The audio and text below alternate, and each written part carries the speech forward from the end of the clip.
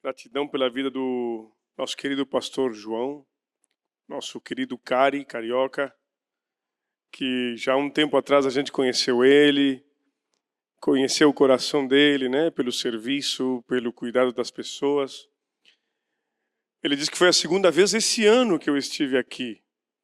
A igreja CI Blumenau mora no meu coração porque foi através dessa igreja que nós fomos enviados para Montevidéu, no aniversário de 3 anos da igreja, no aniversário de 4 anos, não era nesse lugar geográfico, era em outro lugar, onde estivemos ali comemorando o aniversário da igreja e fomos enviados para Montevidéu junto com o bispo Marlon. E ficou um carinho sabendo que essa igreja, e tendo a convicção que esta igreja é uma igreja missionária, e sabendo também que os pastores de vocês também têm esse amor pelas missões, pelas nações.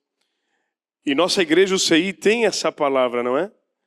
De sair pelas nações pregando o evangelho. E não somente o CI, eu creio que é um mandamento que Jesus deixou aos discípulos, todos que estavam ali enquanto ele era elevado aos céus. Ele disse: ide por todo o mundo e pregai o evangelho a toda criatura. E todo aquele que crer e for batizado será salvo, e aquele que não crer, lamentavelmente, será condenado. Vão por todo mundo, fazendo discípulo de todas as nações, pregando e batizando no nome do Pai, do Filho e do Espírito Santo.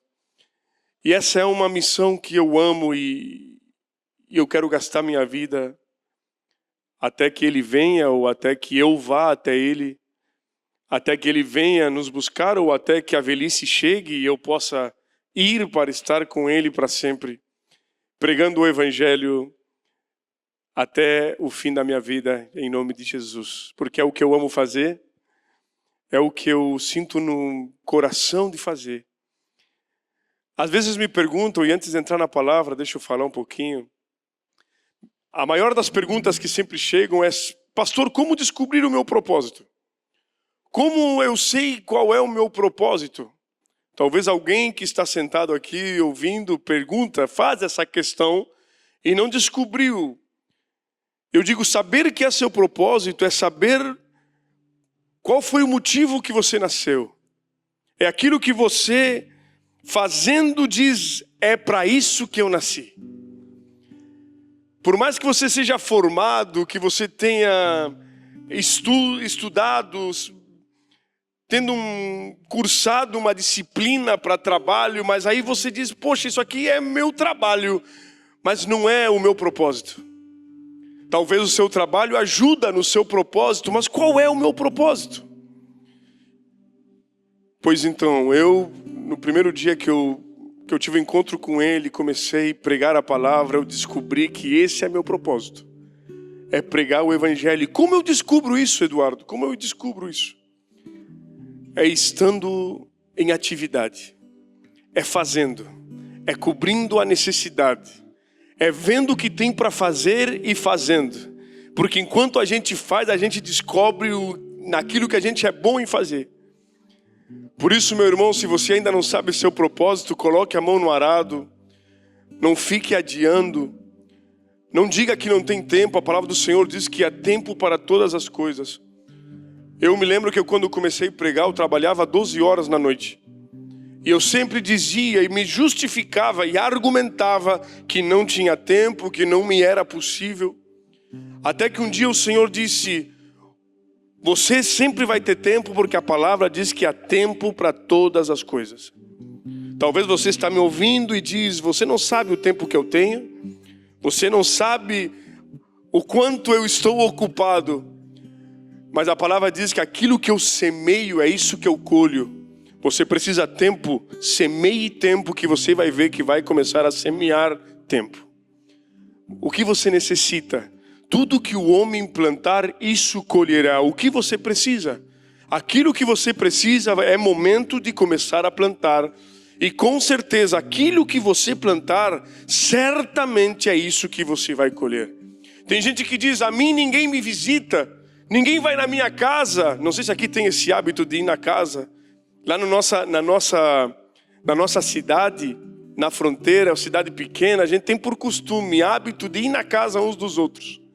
Pós-culto, dia de semana, convida, onde é o churrasco, onde é o chimarrão. E aí tem gente que diz, ninguém me visita. E aí eu pergunto, você visita alguém? Você quer ser visitado? Comece a visitar. Você quer ser amado? Comece a amar.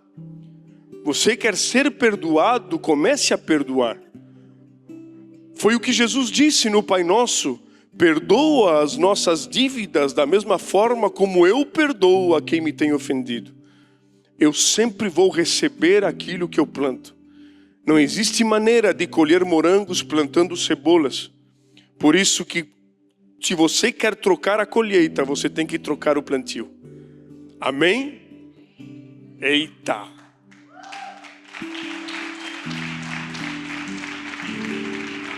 Eu adoro a introdução. Porque a introdução sai, não sei se o pastor faz a introdução. Eu sempre faço uma introdução antes de entrar na palavra. Porque sai aquilo que está no coração. E eu creio que é isso, meu irmão. Você quer trocar a colheita, troque o plantio. Agora sim vamos para a palavra que tem tudo a ver com o que acabamos de dizer na introdução. Abra suas Bíblias no Evangelho de Jesus segundo Marcos. Ah, meu Deus, é um tempo novo para nossas vidas, meu irmão. Evangelho de Jesus segundo Marcos, capítulo 4, do verso 35 em diante, uma história que você conhece. Mas orando ao Senhor, eu digo, Senhor, dá-me uma palavra, Pai. E essa palavra saltou ao meu coração. Evangelho de Jesus, escrito por São Marcos, capítulo 4, versículo 35, posso ler? Diz assim, naquele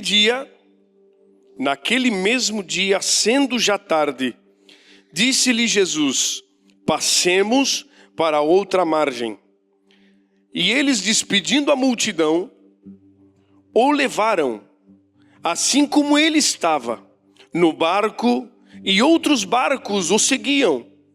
Ora, levantou-se grande tempestade de vento, e as ondas se arremessavam contra o barco, de modo que o mesmo já estava a encher-se de água. E Jesus estava na polpa, dormindo sobre um travesseiro. Eles o despertaram e lhe disseram, Mestre, não te importa que pereçamos? E ele, despertando, repreendeu o vento e disse ao mar, acalma-te e emudece. E o vento se aquietou e fez-se grande bonança. Então lhes disse, por que sois assim tão tímidos? Como é que não tens fé? E eles, possuídos de grande temor, diziam uns para os outros, quem é este que até o vento e o mar lhe obedecem?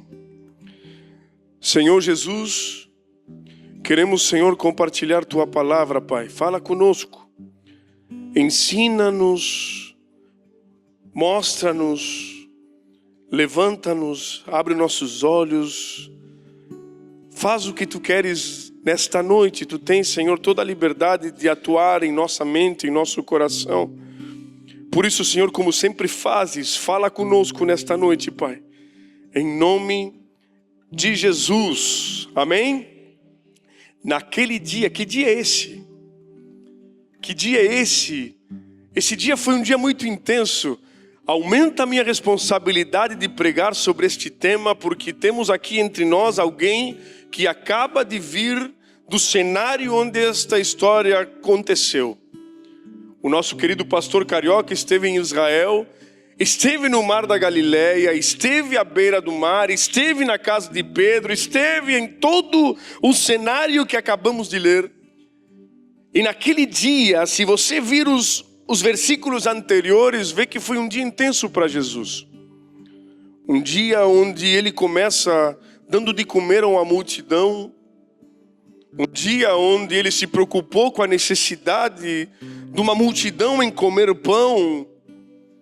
Onde os discípulos diziam, manda eles embora porque não tem o que comer. E tinha um jovem com 3 pães e 2 peixes. Eu nunca sei bem se é peixe 3 ou pães 2, mas era 3 pães e 2 peixes. O menino tinha que ser um menino inconsequente. Eu sempre me fiz essa pergunta: será que na multidão ninguém mais tinha comida? Não, é que tem gente adulto demais.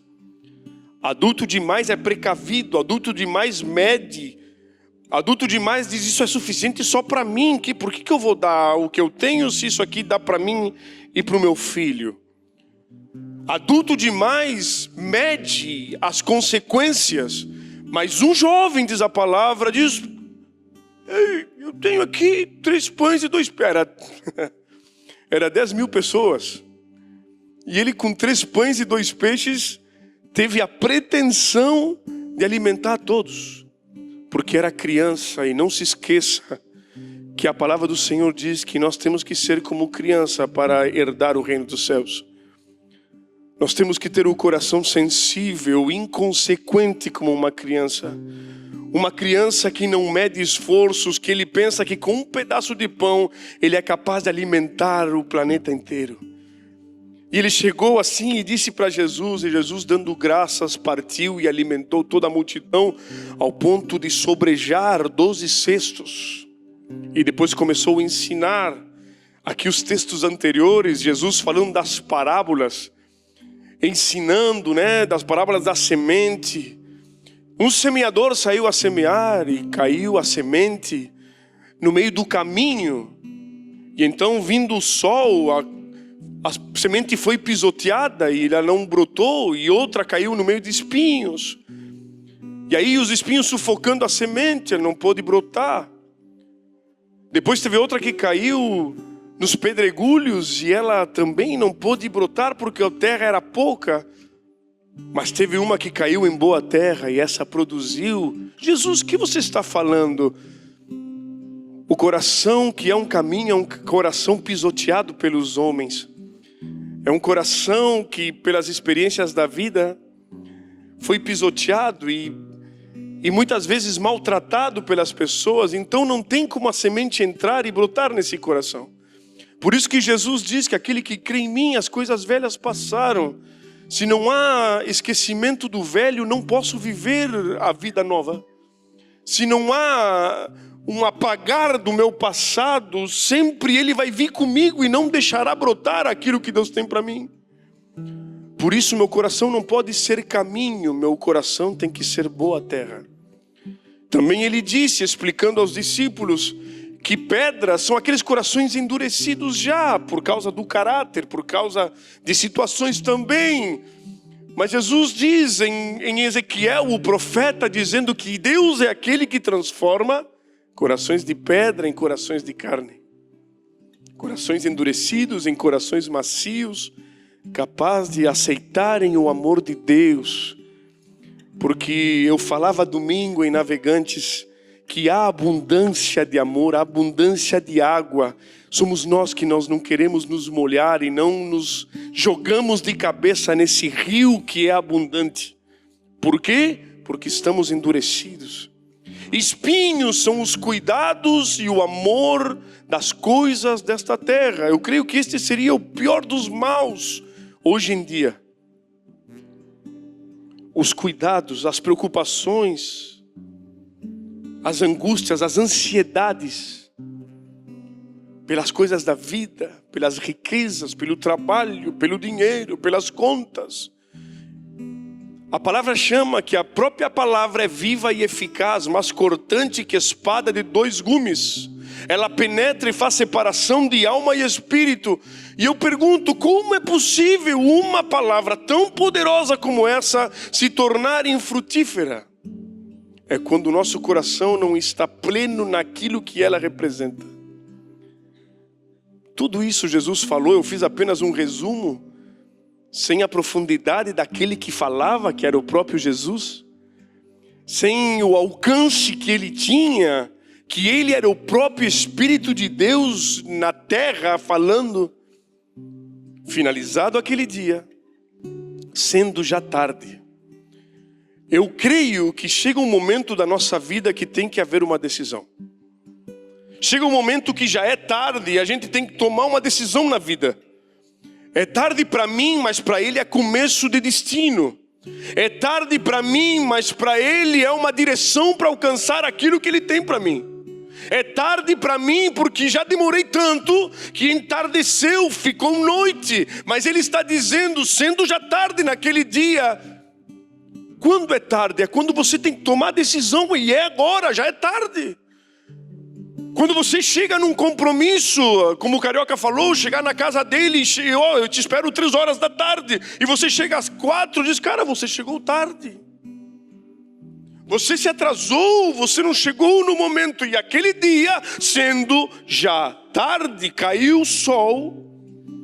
E não é como agora que podemos sair na rua e tem iluminação pública que ilumina o nosso caminho. Naquela época, à noite não se caminhava. À noite não se movia. À noite não se fazia percurso. Ao entardecer, todos se acolhiam onde encontravam a noite. E ali faziam pequenas cabanas ou apenas se cobriam e dormiam com o rosto inclinados em pedras. Mas com Jesus é diferente. Quando parece que está finalizando o dia, começa a propósito. Com Jesus é diferente. Pegou? Quando parece que está terminando o dia, é momento de começar o propósito. Muitos aqui viveram um dia, mas já é tarde e é momento de começar propósito. É momento de virada de chave, chame do que você quiser. É momento de uma nova vida, é momento de uma nova decisão, é momento de você ouvir o que Ele já está dizendo a você, que eu sei que Ele está falando com você. Não agora, mas Ele já vem falando com você. Eu vim aqui apenas para dizer para você que Ele já disse, e agora chegou o momento, porque já é tarde, que você tem que começar a viver o que Ele falou. Você já está ouvindo, sim ou não? Você já está ouvindo o propósito de Deus para a tua vida. Agora já é tarde, é momento de obedecer e caminhar para aquilo que Ele tem para ti. Naquele dia, que pode ser um dia como hoje, Ele já ensinou. Jesus passou o dia inteiro ensinando, passou o dia inteiro aperfeiçoando o povo. Todos os que estavam ali foram discipulados, foram ensinados, foram capacitados, foram fortalecidos, mas agora, já tendo recebido a palavra, que é o mais importante a receber, sendo já tarde, o Senhor chega e diz: passemos para a outra margem. A outra margem pode e também não pode, ou não necessariamente é um lugar geográfico. Outra margem é outro lugar de entendimento. Outra margem pode ser outro lugar na minha intimidade com Ele. Outra margem pode ser outro lugar geográfico também. É o que estamos ouvindo ultimamente. Eis-me aqui, Senhor, envia-nos. Conta comigo, Jesus, eu quero.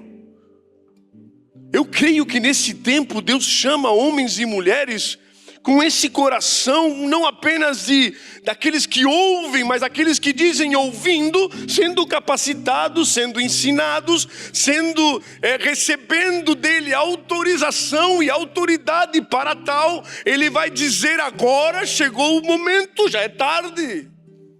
Passemos. E eu amo passemos.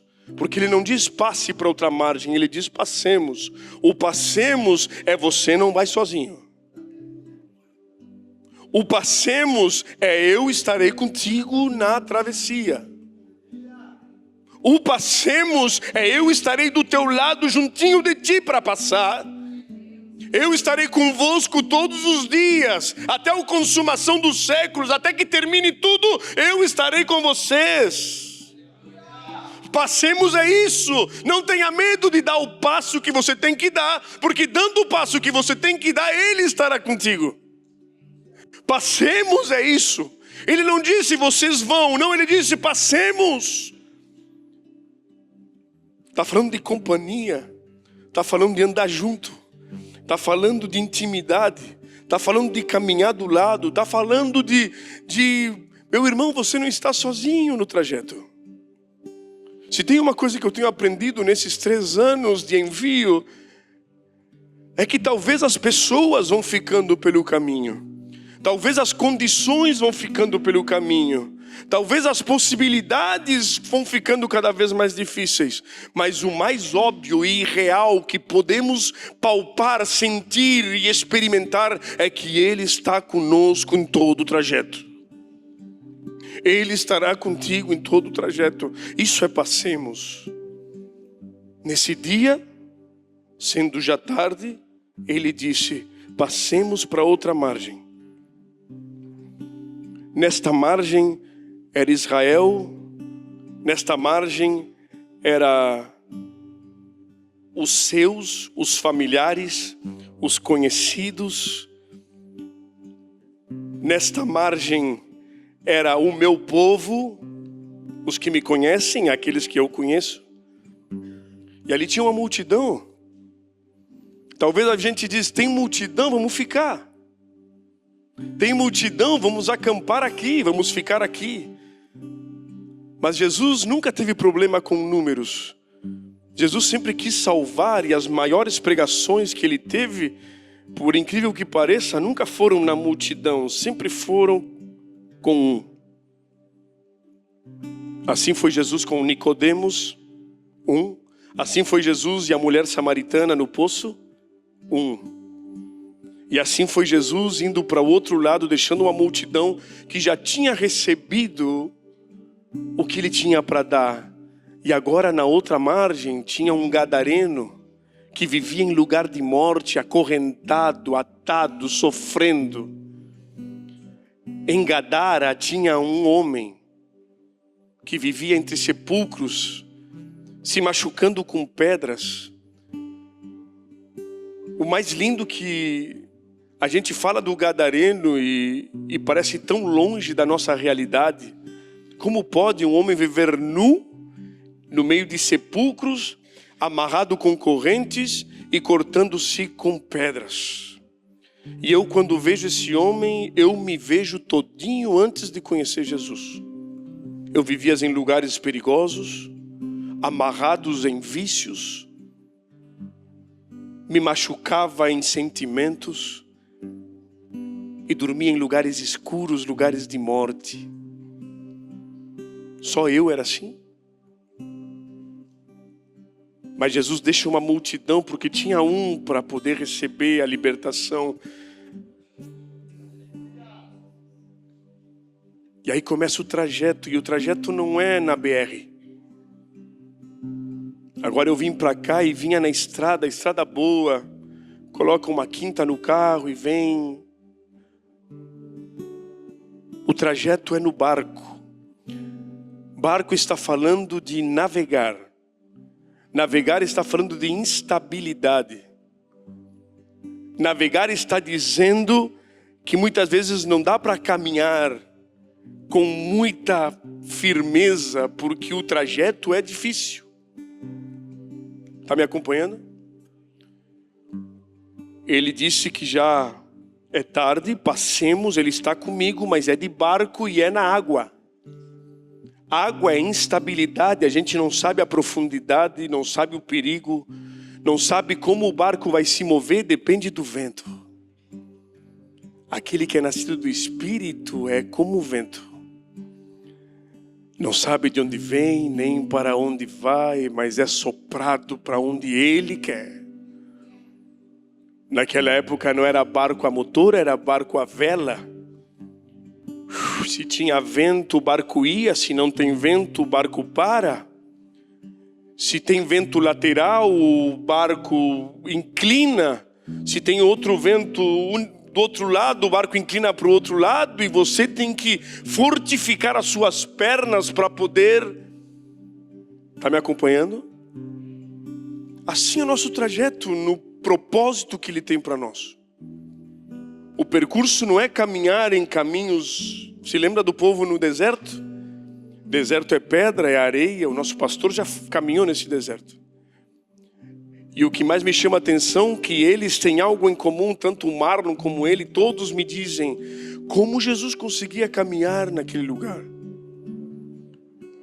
Como o povo de Israel pôde caminhar naquele deserto por 40 anos, terrenos áridos, porque essa é a figura do nosso caminhar em Cristo. Mas o importante não é o dificultoso que é o trajeto, o importante é o passemos. E se prepare, porque no meio da travessia sempre vai se levantar uma tempestade. Existem dois tipos de cristãos. É aquele que vai passar pela tempestade e aquele que já passou. Aquele que já passou e aquele que vai passar. E aquele que já passou vai passar de novo. Porque tempestade é oriundo do cristão. Se a gente olhar todas as vezes que eles fizeram travessia, todas elas pegaram tempestade. Sim ou não?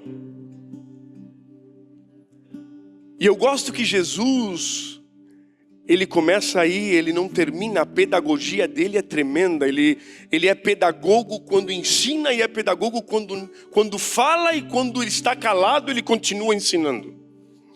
Ele ensina quando diz e ensina quando não diz. Ensina quando ele está falando com você, e quando está em silêncio com você, ele também está ensinando você. Quando você diz, eu não sei, eu não ouço, eu não sinto, ele está usando de pedagogia para ensinar você a poder ouvir quando ele não fala. E me chama a atenção que o texto diz no versículo 38, que no 37 diz que se levantou uma grande tempestade de vento e começou o barco a se encher de água.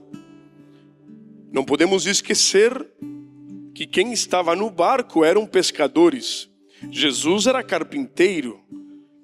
Não creio que ele tinha o preparo de navegar que tinham os pescadores. Isto aqui é um problema. Muitas vezes a gente pensa que domina certas questões da nossa vida. Não, da minha vida cuido eu entendo do que eu estou passando, porque eu já passei, ouvi alguém passar, então aqui eu domino, Senhor, só cuida da minha casa, mas esta questão aqui, deixa comigo que essa questão eu entendo. E aí o bonito que diz que, versículo 36 diz que, e eles despedindo a multidão, o levaram. Eu já estava esquecendo essa parte, os discípulos levaram Jesus. Vocês vão me levar? Eu dou a palavra para passar para outra margem, mas agora não sou eu que levo vocês, é vocês que me levam. É possível você caminhar com Jesus e em vez de Jesus levar você, você levar Jesus. E é um perigo, porque é muito mais seguro quando Ele me leva, em vez de você levar Ele. Levaram Jesus, e aí Jesus é um amor tão grande, é um cavalheiro tão bom, que ele disse, vocês vão me levar? Então tá. É vocês que me levam? Beleza. Eu vou deitar lá atrás. Jesus estava com sono? Não creio. Jesus aguentou coisa pior. Jesus ficou 40 dias no deserto sem comer. Era bicho brabo. Não tava. Se eles estavam ali para navegar, eu não creio que os discípulos tinham, me permitam essa parte, eu não creio que os discípulos tinham mais resistência do que Jesus.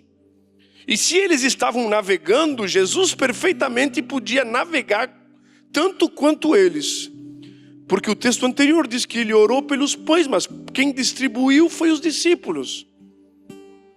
Me acompanham? Jesus orou por o pão, mas quem distribuiu foi os discípulos. Os discípulos talvez, olha, me permitam, estivessem mais cansados que Jesus. Mas Jesus diz, vocês me levam, então está tranquilo, eu vou lá atrás. Que perigo. Jesus está na minha vida, onde Ele está? Lá atrás. Porque aqui diz que Ele estava na polpa. A polpa é a parte de trás do barco. Se ele estava na parte de trás do barco, quem estava na proa? Os discípulos. Jesus na polpa, atrás, e os discípulos na proa, na frente. Jesus na polpa, atrás, e os discípulos na proa, na frente.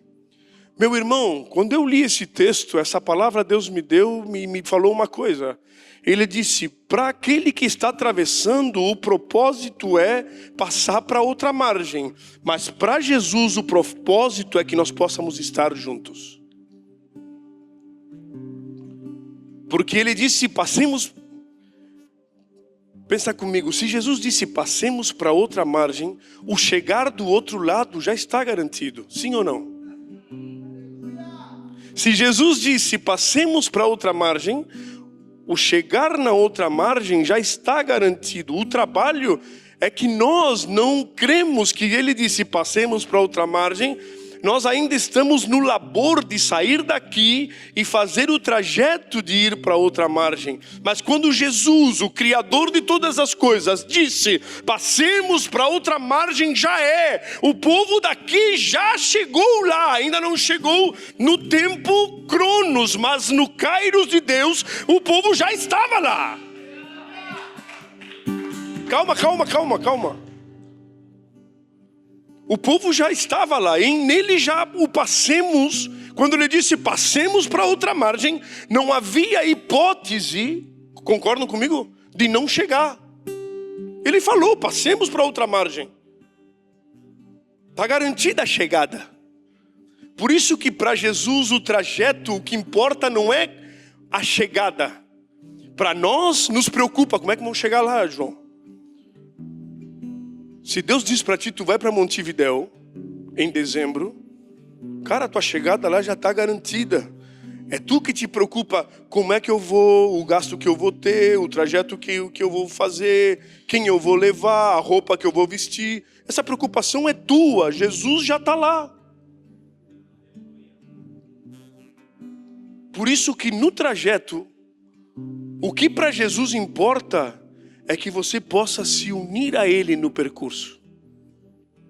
Mas os discípulos, como estavam medindo a vela, o vento, e puxa a corda, cuidado com o vento, puxa outra vela, e abre outra vela, e Jesus dormindo lá atrás.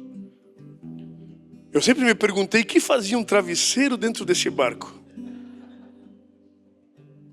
Pescador não tem tempo de dormir, tem um travesseiro no barco, meu Deus. É que nem quando a gente viaja, a minha filha, a minha esposa sempre levam um travesseiro. Quando tem um travesseiro no meu carro, já sabe que a viagem é longa. Jesus tinha um travesseiro, porque ele queria ensinar com ele.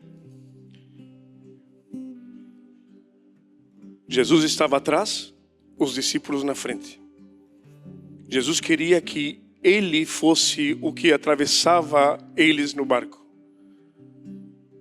Mas os discípulos, como pensavam que entendiam da matéria, diziam, não, Jesus, fica atrás que essa parte eu domino. Jesus está dizendo para nós nesta noite, tem coisas que você pensa que domina, mas que você tem que trazer Jesus para frente. Porque Ele quer governar sobre a tua vida em todas as áreas. Ele quer governar sobre nossa vida em todas as áreas. Não pense que você tem condições de levar a sua vida sozinho. Não pense que você tem condição de fazer o trajeto e o percurso da maneira que você quer. Porque o trajeto e o percurso sempre será da maneira que Ele tem preparado para nós. Diga para mim que você está entendendo. Grande temporal, grande vento, água no barco. E outra coisa que me chama a atenção, a tempestade era grande, a ponto de apavorar os discípulos que eram especialistas em navegação. Eles eram pescadores. Ali estava Pedro, Tiago, João. Era todo um sindicato dos pescadores dentro do barco. Entendiam aquele lago de Genezaré, que é o chamado Mar da Galileia. Eles conheciam, eles nasceram ali, eles viveram ali, conheciam o vento que batia ali, eles sabiam tudo daquele lugar. Mas a tempestade foi tão grande que eles se apavoraram. Eles ficaram com medo. E o que me chama a atenção, apavorou os especialistas, mas não acordou Jesus. Jesus não acordou com o vento e com a tempestade. Como pode alguém, carpinteiro, descobrimos nesses dias que carpintaria era tipo um construtor, trabalhava madeira, pedras. Não era só madeira, não era carpinteiro, era um engenheiro, um pedreiro. Sim ou não? O vento não acordou ele. A tempestade não acordou ele. Guarde esta frase. Aquilo que te apavora faz Jesus dormir. Aquilo que te apavora é música de niná para Jesus. Aquilo que te amedronta para Jesus é algo que é como meu filho no carro. A gente sai, hoje eu vou dormir. A gente quando vinha para cá, de lá de Aceguá, são 1.200 quilômetros. Na noite anterior, o Fernando tem 12 anos, está lá no Kids. Ele me disse, pai, vou dormir toda noite porque amanhã eu quero aproveitar toda a viagem. Eu digo, que bom filho, vamos conversar, vamos... Saí de Aceguá, não deu os 2 quilômetros, já estava dormindo. Porque está seguro, aquilo que... Enquanto isso a minha mulher estava assim, ó, cuidado do caminhão, cuidado do carro, cuidado, ó que vem. E o carro estava a 5 quilômetros, ó que tem um carro lá na frente lá. Aquilo que apavora ela, faz o meu filho dormir, porque é uma criança. Aquilo que apavorava os discípulos, especialistas, não esqueçam disso, Jesus dormia, não acordou Jesus. A água no rosto para Jesus era refresco. A água na cara de Jesus era, olha só cara, estou tomando banho sem me mover. Estou tomando banho sem necessitar me mover. A água batendo, o vento soprando, já lavava era lavagem e secagem ao mesmo tempo. E os discípulos apavorados. Jesus só vai acordar quando vem o clamor dos discípulos. É isso que lemos ou não? E Jesus estava na polpa, dormindo, sobre um travesseiro. E eles o despertaram e lhe disseram, mestre, você não se importa? Você não está se importando? Mas não é... Eu creio que aqui diz assim, ó, mestre, tu não estás vendo o que está acontecendo aqui? Tu não te importa? Tu não está vendo o que está acontecendo na minha vida?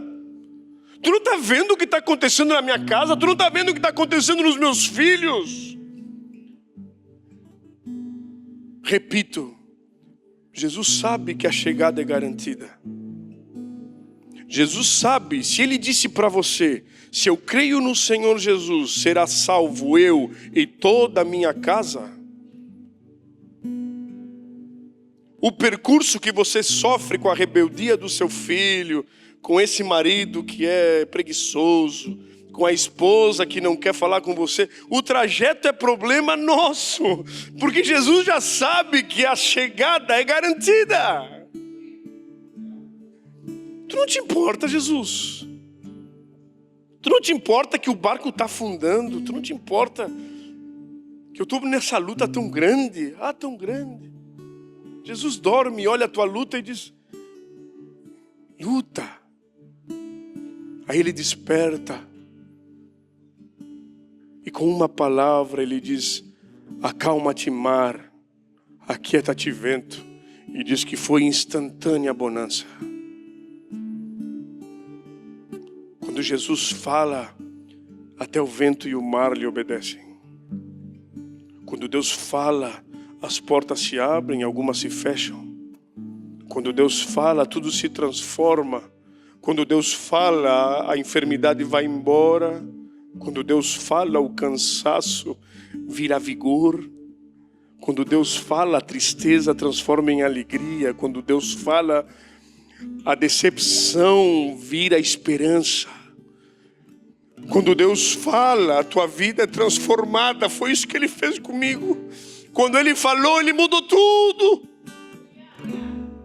Quando Ele fala, tudo se transforma. Quando Ele fala, tudo é transformado. Uma vez uma menina aceitou a Jesus. E ela quis falar comigo um testemunho. Disse: pastor, na minha vizinhança ninguém se dava comigo, ninguém falava comigo. Tinha gente que passava na porta e jogava pedra. Tinha gente que brigava comigo, ninguém me olhava, ninguém me estendia a mão. Muitas vezes meu marido saía trabalhar, eu ficava sozinha e tinha medo porque as crianças da vizinhança jogavam pedra no teto. Digo: e o que aconteceu? Não. E ela chorando, né?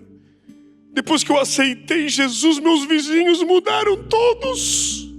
Todos mudaram.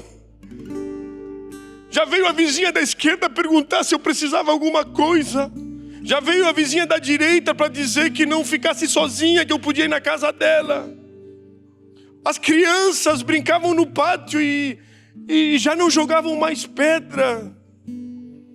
Eu olho para ela e digo: minha querida, não foi a vizinhança que mudou, foi você que foi transformada.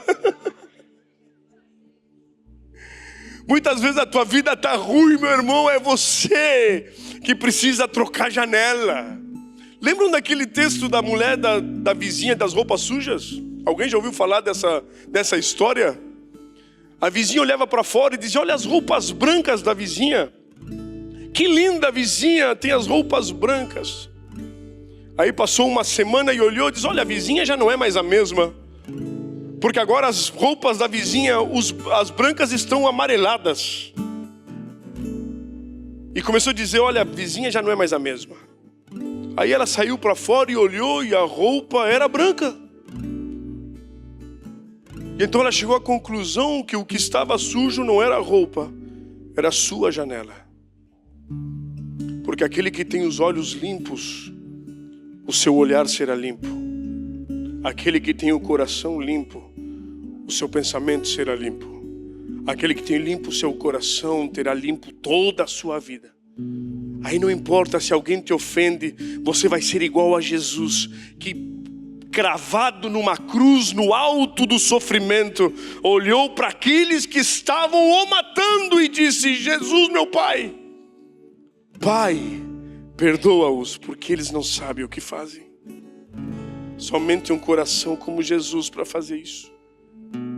Somente um coração como Jesus para se levantar e dizer para a tua vida: aquieta-te, mar, aquieta-te, calma, a tempestade já vai passar. A tempestade é normal do trajeto. O trajeto é difícil, o trajeto é dificultoso. A água tem essa peculiaridade que a gente não consegue ficar firme como em solo. É água. Por isso Jesus se levanta e diz: aquieta-te, mar, aquieta-te, vento, e fez-se grande bonança. Fez-se grande bonança. Então lhes disse: por que vocês sois assim tão tímidos? Por que vocês têm medo? Qual é o medo de vocês? E essa é a pergunta para nós essa noite. Qual é a preocupação? Por que estáis ansiosos? Por que estáis preocupados? Por que tem angústia no teu coração? Se Jesus falou que você vai chegar, a chegada já está garantida. Aí os discípulos, vendo o tamanho milagre, olharam um para os outros como nós estamos olhando aqui. E começaram a declarar e dizer: quem é este? Quem é este que até o vento e o mar lhe obedecem? Jesus quer aquietar o mar da tua vida. Jesus quer aquietar para que você conclua o trajeto. Não se preocupe com a tempestade. Se preocupe com estar perto dele. Não coloque ele na polpa, traga ele para perto de você. Levaram os discípulos a Jesus. Jesus, é tu que me leva. É tu que me leva. Por isso agora quero orar com você. Fique de pé por um momento.